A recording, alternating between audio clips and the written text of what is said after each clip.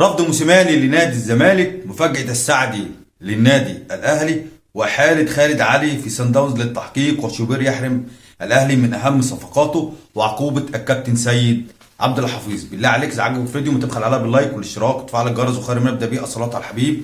اللهم صل وسلم وبارك على سيدنا محمد وعلى آله وصحبه أجمعين. بالله عليك ما تبخلش عليها باللايك، بالله بص كده بقت لايك خلاص. اقول لك يا سيدي قصه موسيماني هاخدها لك حكايه قصه موسيماني. في راجل سعودي طيب وسيط دخل لكاس نبض موسيماني لتدريب النادي الاهلي من الموسم القادم، مش من الموسم ده، من الموسم القادم، وعرض عليه ضعف النادي الاهلي مرتين. ياخد كام يا عم في السنه؟ 3 مليون دولار. 3 مليون دولار بما يعني يعملوا بتاع 100 مليون جنيه. 100 مليون جنيه في السنة. راجل موسيماني قال للوسيط السعودي لا، انا راجل اهلاوي، انا مشجع اهلاوي، ولو هدرب في مصر مش هدرب غير للنادي الاهلي.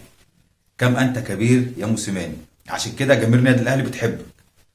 حب النادي الاهلي ليك، حب جماهير النادي الاهلي ليك مش من فراغ.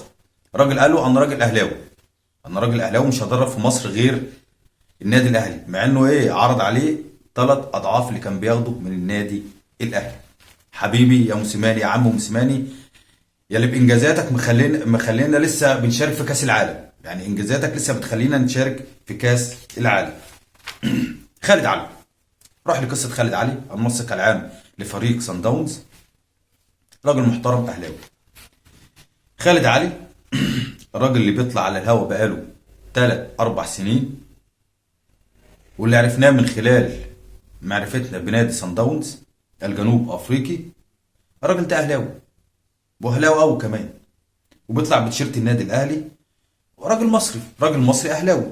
خالد علي كان في مجموعه من الفيديوهات ومجموعه من المداخلات في جروبات على تويتر، بيعملوا شباب اهلاوي بيتكلموا يعني اخبار الاهلي ايه، طب مش عارف ايه، طب الاهلي الصن داونز هيفوت للهلال ولا لا، او الكلام ده والحاجات دي. فبيتكلموا على ماتش الهلال وصن داونز، وهل الصن داونز ممكن يفوت للهلال ولا لا. خالد علي كان ليه فيديوهات. خالد علي كان ليه فيديو في مطار السودان. خالد علي منسق يعني ايه، بيسافر بيظبط الدنيا، منسق عام بيظبط الدنيا لنادي صن داونز من خلال بقى ملاعب التدريبات، من خلال الفنادق كده. فكان ليه فيديو مع واحد سوداني، والشخص السوداني ده كلمه على ماتش الهلال وسان داونز، فالراجل اتكلم معاه قال له لا، سان داونز هيجي يكسب الهلال هنا والسودان هي اللي هتطلع، والاهلي النادي الاهلي هو اللي هيتاهل لدور 16 من بطولة دوري أبطال أفريقيا. هو ده السبب الرئيسي اللي خلى خالد علي يتحول للتحقيق؟ لا، مش هو ده. طب إيه السبب الرئيسي؟ هقول لك حاضر. السبب الرئيسي يا أخي إن خالد علي كان موجود في مداخلة في أحد الرومات، مثلا لا جروبات زي الفيسبوك أو تويتر، اتكلم وقال إنه ممكن ومستعد يقدم خدماته للنادي الأهلي، ومستعد يقدم تحليل لأداء لاعبي الهلال السوداني في مباراة الأهلي وصن داونز، علشان الأهلي يستفيد في مباراته الأخيرة أمام الهلال السوداني.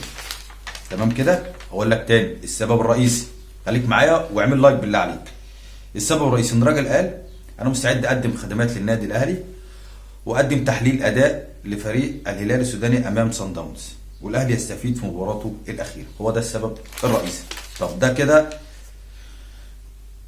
مش احتراف، ده كده طبعا مش احتراف، مفيش كده.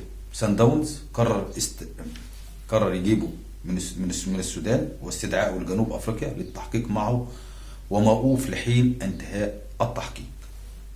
طبعا دي شكوى هلاليه زملكاويه زي ما انت عايز تقول. احنا عندنا هنا ممكن الدنيا تمشي عادي. يعني مثلا كابتن كابتن من كباتن نادي الزمالك بيدرب مثلا في المغرب او بيدرب في الجزائر، كده انت عرفتوه خلاص. فالزمالك راح يلاعب فرقه من المغرب، فيروح مقدم له تحليل كامل ومفصل على الفرقه اللي هيلاعبها فريق الزمالك. ده عندنا احنا عادي، بس في الاحتراف مش عادي. في الاحتراف مش عادي. شفت بقى سان داونز وصل للحته دي ازاي اللي هو فيها؟ من خلال اللعب الاوروبي اللي بيلعبه، عشان عنده احتراف. احنا عندنا حاجه تانية، عندنا نوم يا نوم، عندنا نوم يا نوم. هو ده يا سيدي السبب الرئيسي اللي خلى خالد علي يتوقف ويتحول للتحقيق من خلال نادي سان داونز. وده برضو يعني ايه، ده يدينا حته ان ممكن سان داونز ما يفوتش الماتش للهلال. الناس دي محترفه، الناس دي بتلعب لاسمها، ما بتلعبش لاي حاجه تاني. يعني انا مش هفوت عشان الاهلي يطلع، انا بقول ممكن دي تدينا مؤشر ان الناس دي هتلعب بجد، مش هتلعب كده اونطه، هتلعب بجد. رابطه الانديه بتعلن عن مواعيد كاس الرابطه في دور ال 16 للانديه المحترفه. الاهلي هيلاعب المصري البورسعيدي في استاد برج العرب يوم 27/3 ان شاء الله في رمضان الساعه 9:15. والزمالك والبنك الاهلي هيلاعب الزمالك والبنك الاهلي هيلعبوا في استاد القاهره يوم 26/3 ان شاء الله برضه في رمضان. تعال اخدك في حته تاني. كابتن شوبير. مين؟ ايوه هو زي ما سمعت، كابتن شوبير. كابتن شوبير بيضغط بقوه ان ما يكونش فيه حارس مرمى للنادي الاهلي، حارس مرمى جديد للنادي الاهلي. على فكره انا عايز اقول لك حاجه، نفس اللي حصل مع موسيماني بيحصل مع كولر. هتقول لي ازاي؟ اقول لك ازاي. موسيماني لما مجرد بس فكر وقال انا عايز حارس مرمى بديل للشناوي، بديل مش للشناوي عشان انا مش مقتنع بالحراس الاحتياطي للنادي الاهلي. فطلع كابتن شوبير وقال لك ليه؟ قال لك ليه موسيماني يقول كده؟ لا، الاهلي فيه حراس كتير، الاهلي فيه حراس مميزين. طلع كابتن شوبير وعلى الحرب على موسيماني لحد ما موسيماني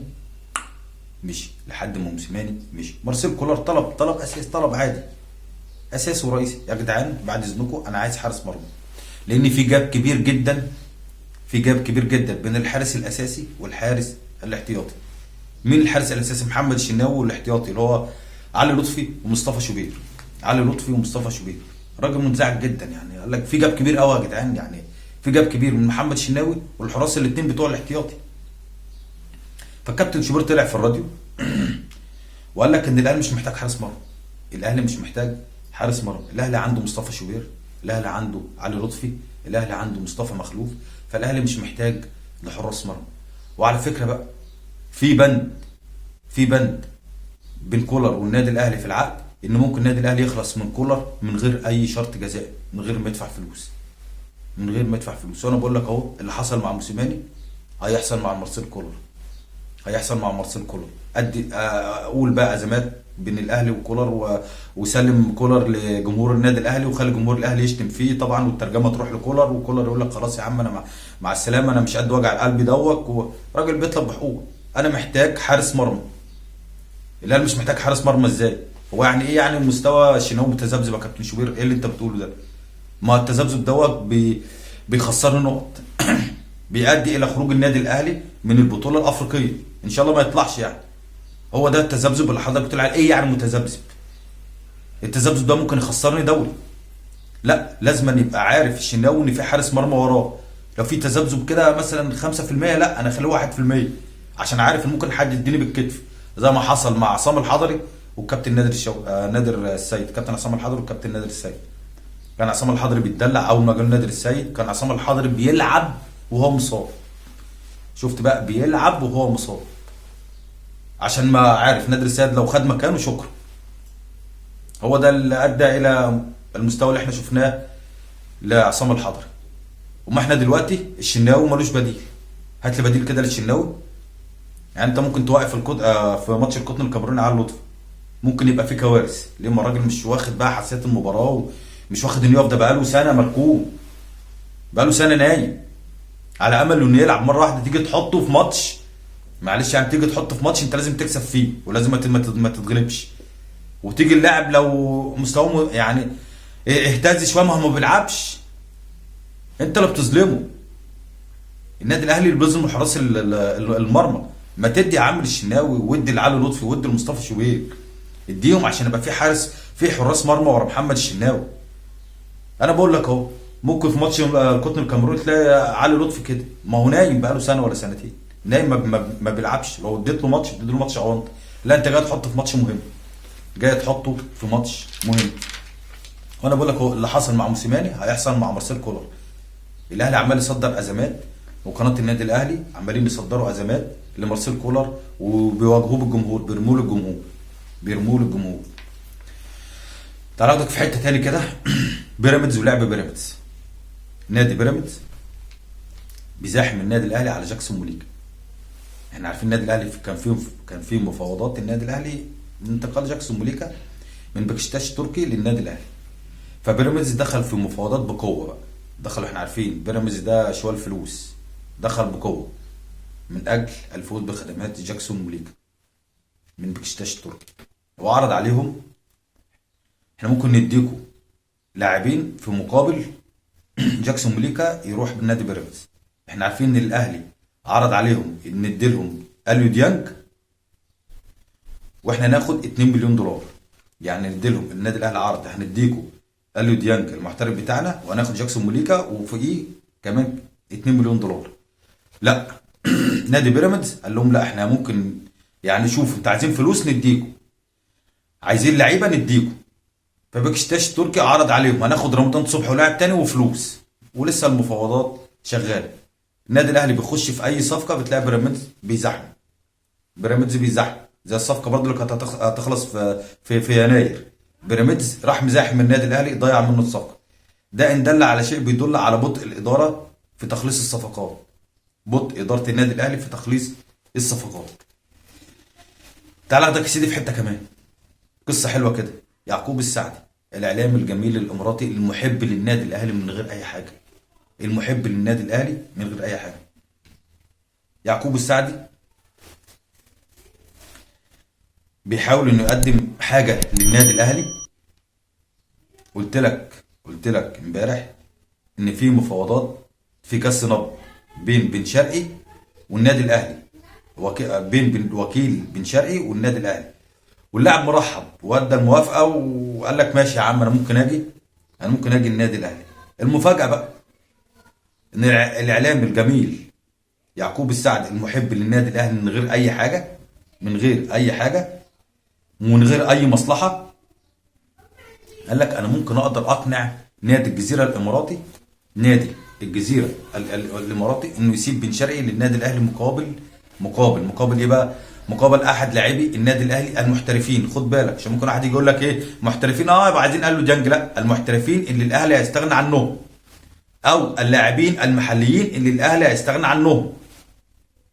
تاني، يعقوب السعدي قال لك ايه؟ قال لك انا ممكن اقدر اخدم النادي الاهلي واقدر اقنع نادي الجزيره الاماراتي انه يقدر انه يسيب اشرف بن شرقي للنادي الاهلي مقابل احد اللاعبين المحليين للنادي الاهلي اللي هيسيبهم، او اللاعبين المحترفين للنادي الاهلي ان الاهلي هيسيبهم السنه الجايه.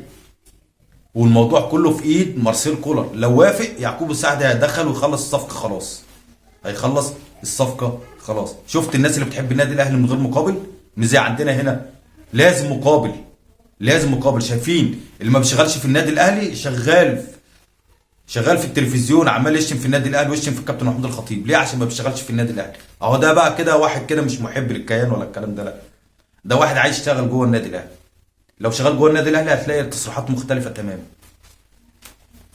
كابتن سيد عبد الحفيظ كابتن سيد عبد الحفيظ في عقوبه ماليه كبيره على الكابتن سيد عبد الحفيظ بفرمان من الكابتن حسام غالي ولجنه التخبيط اللي هي التخطيط دي اللي هي مش نافعه النادي الاهلي وبتاخد فلوس وخلاص.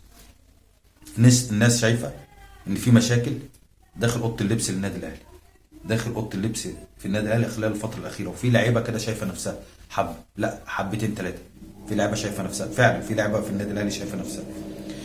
وبيقولوا كمان ان الاهلي ما يخسرش 5 من صن داونز. هتقول لي ارهاق، هتقول لي بتاع، لا في حاجه مش مظبوطه في اوضه اللبس. فاداره النادي الاهلي قررت عقوبه ماليه كبيره على الكابتن سيد عبد الحفيظ حتى لو تاهل النادي الاهلي. تاني، حتى لو تاهل النادي الاهلي العقوبه الماليه ثابته على الكابتن سيد عبد الحفيظ. ما اعرفش ليه. هل الكابتن سيد عبد الحفيظ هو اللي كان بيلعب ماتش سان داونز وهو اللي خسر؟ انا مش فاهمها الحته دي. يا ريت لو حضرتك تفهمها لي. لو وصلت معايا الحته دي اعمل لايك بالله عليك. ما اعرفش العقوبه الماليه على الكابتن سيد عبد الحفيظ ليه. احنا ليه لما بنقع بنهد كل حاجه؟ ما نرمم يا عم لحد ما نعدي بالسفينه الموجه اللي جايه علينا دي. ما اصل بص الوقت الهوجه على الكابتن سيد عبد الحفيظ. اصل ما ينفعش الكابتن سيد عبد الحفيظ يقعد كل الفتره دي مع النادي الاهلي، ما ينفعش الكابتن سامي قمصان يقعد كل الفتره دي مع النادي الاهلي. يا عم النادي كل واحد، ما هو كل واحد شايف شغله، كل واحد شايف يعني شايف شغله. يعني انا دلوقتي انا في شركه بقالي 5 6 سنين فيها، عشان بقالي 5 6 سنين فيها امشي؟ طب ما انا شايف شغل كويس، طالما بأدي واجبي على اجمل وجه خلاص ما حدش ليه دعوه. فالقلم شغال، الدنيا شغال وقت على كابتن سيد عبد الحفيظ. ان سيد عبد الحفيظ ما ينفعش يقعد ده كله في النادي الاهلي، لازم ندي فرصه لحد. مين هو الحد تاني؟ انت شايف ان في حد احسن من سيد عبد الحفيظ كمدير كره للنادي الاهلي؟ انا عن نفسي واحد من جمهور النادي الاهلي مش شايف الكلام ده، والله مش شايف الكلام ده. شايف كله اونطه في اونطه، وكله عايز ياكل عيش، كله عايز ياكل عيش. انا حلقتي خلصت. اذا عجبك الفيديو بالله عليك بقى لايك، يعني شير الفيديو يا جدعان. 50 لايك، 50 لايك بالله عليك، ما تبخل عليا باللايك. والسلام عليكم ورحمه الله وبركاته.